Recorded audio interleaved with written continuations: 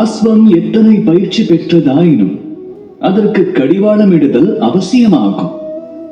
குதிரை ஏற்றத்தில் நிபுணரானவர் இடையில் அந்த கடிவாளத்தை இழுப்பார். அதை உகந்த மார்க்கத்தினில் நடத்த அது தடம் மாறி செல்லாமல் தவிர்ப்பார். சற்றே சிந்தியுங்கள். அந்த அஸ்வத்திற்கு இணையானதே நமது மனமாகும்.